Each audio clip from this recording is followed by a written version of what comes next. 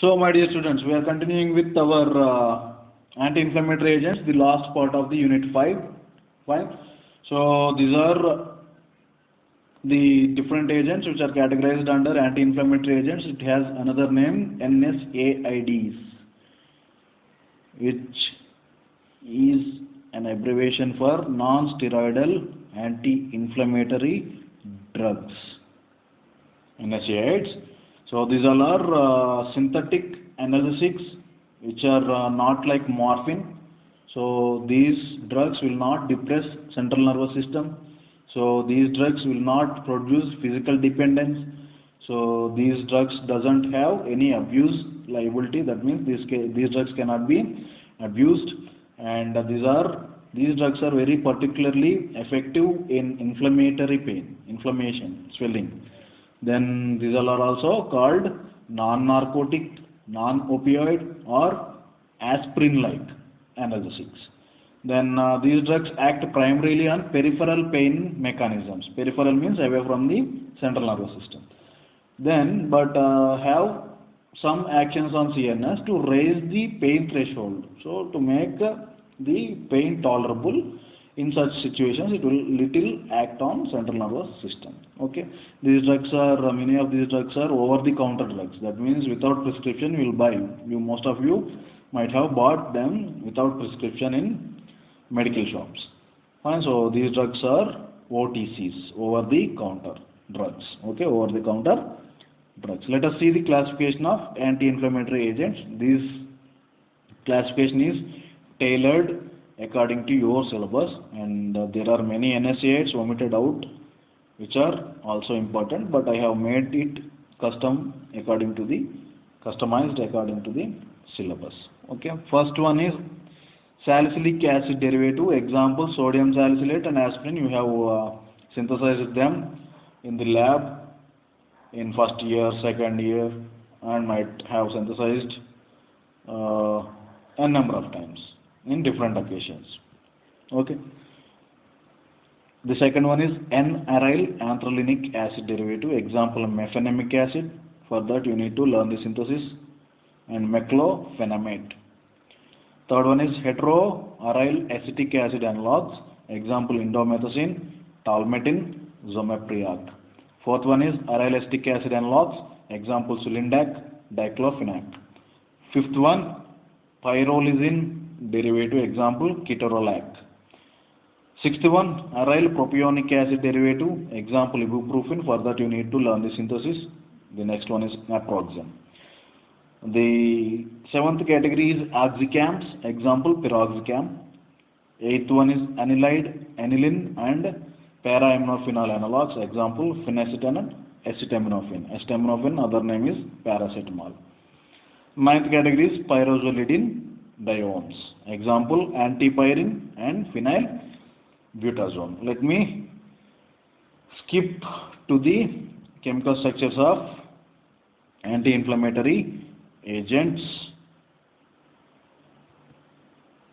So first one is sodium salicylate. Sodium salicylate is having a phenyl ring attached with hydroxyl group and COOH, carboxylic acid or carboxylate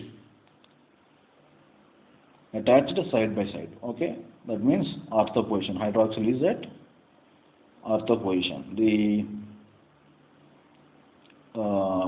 carboxylic acid is at ortho position to the hydroxyl group. So it is 2-hydroxy sodium benzoate is sodium salicylate. Then comes aspirin. Aspirin is acetyl salicylic acid. This comes from here. It is in hydroxyl position. If you add acetyl group, it is aspirin. The structure is otherwise similar to sodium salicylate. So it is a prodrug which upon metabolism will be converted into sodium salicylate and then shows its action inside the body. And you have to remember this point, it is very important. Aspirin also inhibits platelet function and it is employed prophylactically to minimize incidence of myocardial infarction. If you observe the medication of any heart patient, right, they will be prescribed with aspirin so that their platelets will not be accumulated together and they don't thereby form any narrowing of the arteries, so that the heart gets the oxygenated blood in plenty, so that myocardial infarction can be minimized. So it can be used for prophylaxis. That means it's not the treatment but to avoid that condition. Then comes the mefenamic acid, for which you need to learn the synthesis also. So mefenamic acid is here. So here you need to know this one, this one is aniline attached to a phenyl ring having 2 methyl substituents. So you just divide this part and this part, 2 parts, and attach them. That's it, you are done. So you will take orthochlorobenzoic acid, you have chlorine leaving group ready, and you have 2,3 xylidine, which is readily having methyl attachments and amino attachments. So you remove this H and you remove this chloride with the help of potassium carbonate, and with the removal of hydrochloride you will get a potassium salt, and on acid hydrolysis you will get mefenamic acid. So it is used in the treatment of dysmenorrhea and mild pain. Fine. Next we need to see meclofenamic acid. So meclofenamic acid and mefenamic acid, there should be structural similarities between these two. So let us see what all are there. Okay. So here is all it is in this one is same, and here it is instead of 2 methyls there is only 1 methyl and 2 chlorines instead of hydrogens. This is the difference between mefenamic acid and meclofenamate. Indomethacin indicates there is an indole ring. What is indole ring? Benzene fused with a pyrrole is called indole. Indole further attached with a ketone, and that is joining a phenyl chloride. This is the structure of indomethacin, having acetyl group on a pyrrole ring, methyl group, and methoxy group to the benzene ring. Fine.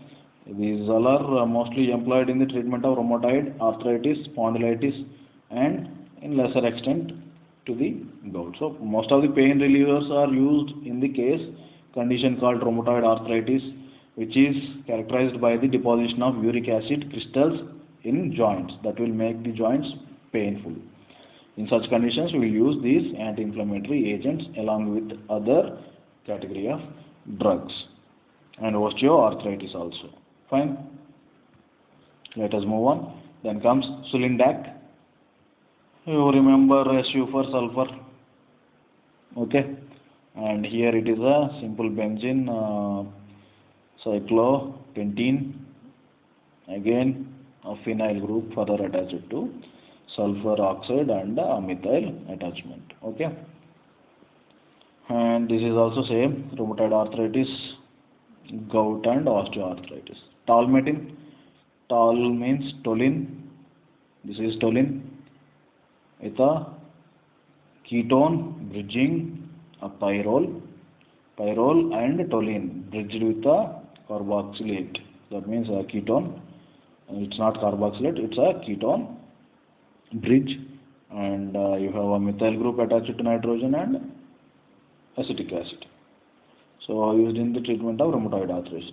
Next comes Zomepriac, and in Zomepriac you need to remember the structure. It is again a pyrrole, acetic acid, and methyl group. Here extra methyl group and ketone, a phenyl, and here instead of chlorine, methyl group, it is a chlorine. So Tolmetin and Zomepriac structures are similar, only differences in the substituents attached.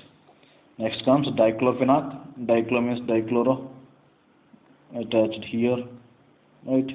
You have a aniline with acetic acid, and you have phenyl group with the dichlorine. Treatment of rheumatoid arthritis. Ketorolac, ketone, ketorolac. Pyrrole, pyrrole, fused with the tetrahydropyrrole.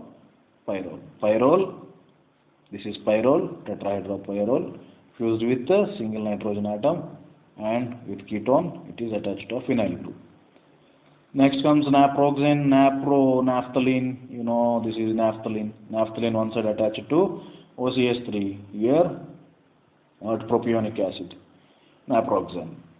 So, NAP, naphthalene, propionic acid, naproxen.